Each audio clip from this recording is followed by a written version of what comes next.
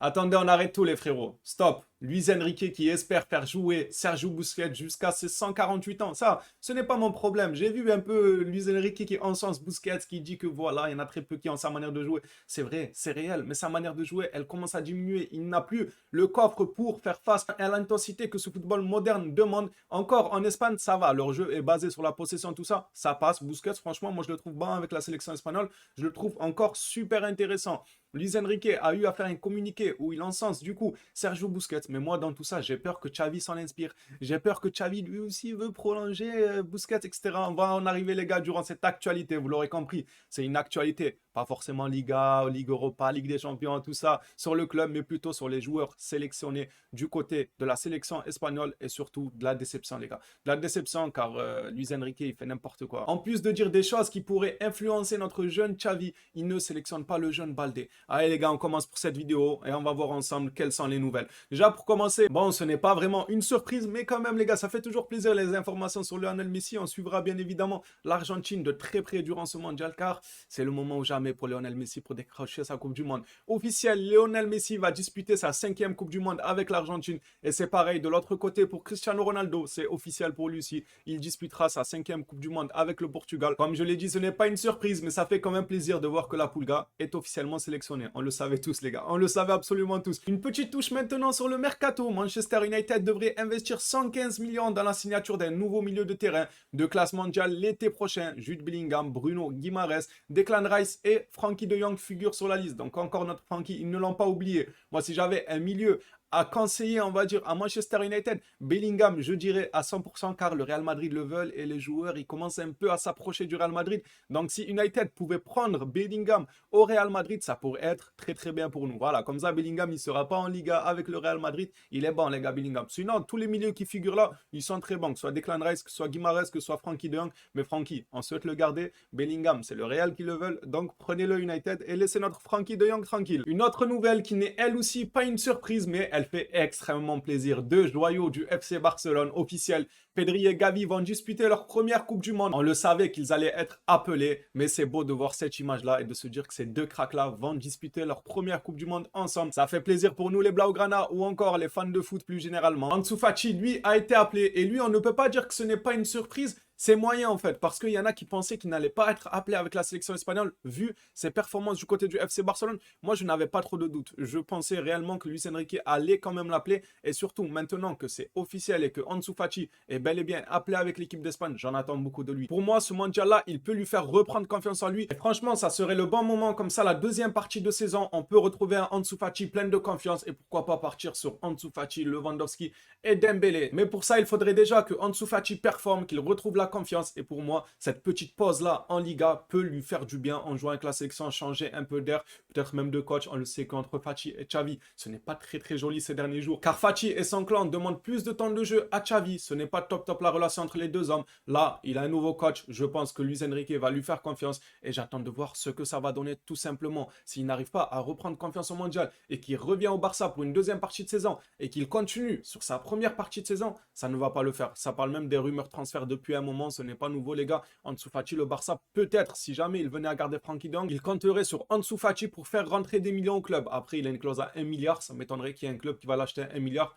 Il ne faut pas abuser, c'est totalement démesuré. Sinon, la liste plus complète des joueurs convoqués du FC Barcelone, au lieu de faire au cas par cas, lui a été sélectionné, tout ça. Voici une liste qui récapitule un peu tout. Koundé et Ousmane Dembélé, Lewandowski, Rafinha, Christensen, Ter Stegen, Araujo, Memphis, Frankie, Alba, on pourrait presque en faire une musique. Alba, Eric Garcia, Busquets, Gavi, Pedri, Ferran, Fati, ça fait beaucoup des joueurs du FC Barcelone. En Espagne sélectionnés, ça fait beaucoup. Sergio Dest du côté des États-Unis et au Maroc, le petit Abdé y participe. Bien évidemment, moi ce qui me dérange, ça va être principalement la sélection espagnole, la non-sélection de Baldé. Je trouve ça honteux. Franchement, le petit a montré de très très belles choses. Le petit est très très prometteur et de ne pas lui offrir de partir à sa première Coupe du Monde après de telles performances, moi je trouve ça pas logique. Je trouve ça vraiment pas logique. Le petit a de l'avenir et le petit a déjà montré ce qu'il valait. Donc pourquoi ne pas lui laisser une petite place, même si on ne dit pas qu'il doit être forcément titulaire indiscutable. C'est pas grave, ça c'est un autre débat.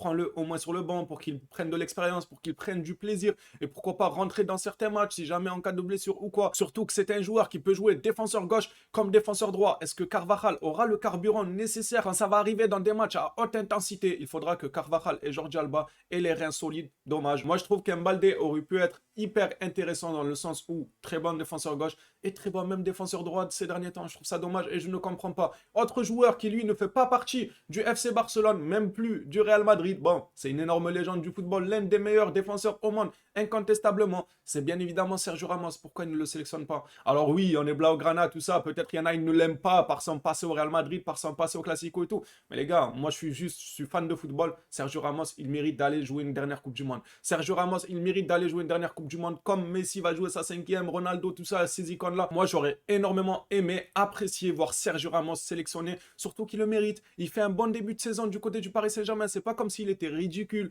ou comme s'il était blessé. Non, il le mérite. Je comprends pas le choix de Luis Enrique sur ce coup-là. À titre personnel, j'aurais pris Sergio Ramos sans hésiter et Baldé sans hésiter. Ce n'est que mon avis, les gars. Je ne dis pas que j'ai forcément raison, mais moi, c'est comme ça que je vois la chose. Voilà, on en a fini, les gars, avec la liste des convoqués pour les joueurs du FC Barcelone. On va passer maintenant à une déclaration de Luis Enrique. Je sais pas, Luis Enrique, il s'est levé du mauvais pied, les gars.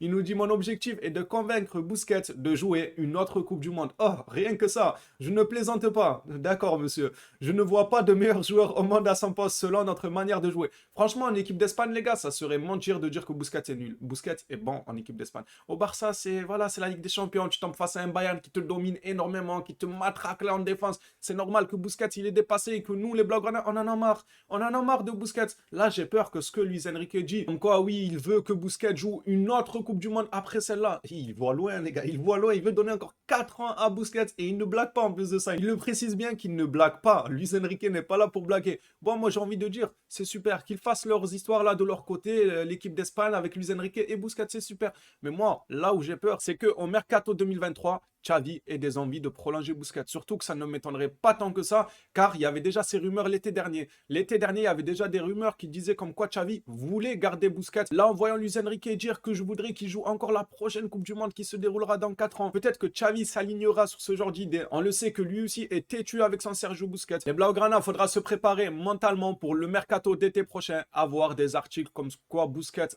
pourrait prolonger et voire même que Busquets prolongerait et qu'on verrait ça officiel. Franchement, si je vois un article officiel Busquets prolonge, je fais une dépression. Moi, je prolonge ma dépression, moi, les gars. Ça fait des années qu'on est en dépression avec le Barça. Si Busquets, il prolonge, je prolonge ma dépression.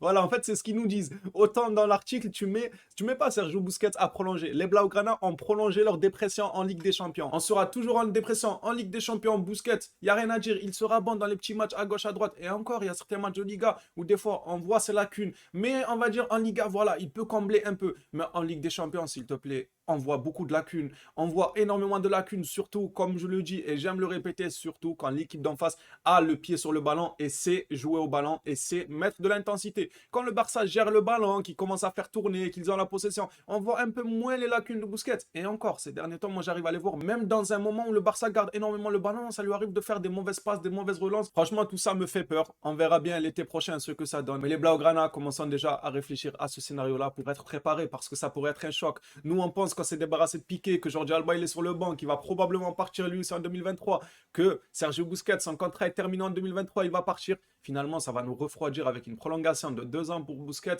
On va rien comprendre, les gars. Allez, pour terminer cette actualité, voilà, c'est la liste de la sélection espagnole. S'il y en a que ça intéresse, faites un screen ou faites pause et regardez ça tranquillement, les gars. Prenez votre temps. Je ne vais pas vous citer tous les joueurs, les gars. Sinon, ça serait long. Durant la Coupe du Monde, je pense qu'il y aura des débriefs, notamment sur l'Argentine de Lionel Messi. En espérant que, voilà, Messi, allez Messi, va la chercher, c'est ta dernière. Merci à toi si tu as regardé le contenu. Si le contenu te plaît, n'hésite pas à me le faire savoir avec un petit like, un petit abonnement. Merci à tous pour le soutien. On se revoit sur une prochaine vidéo sur l'actualité du FC Barcelone ou bien un débrief sur la Coupe du Monde. D'ici là, prenez soin de vous les Blaugrana.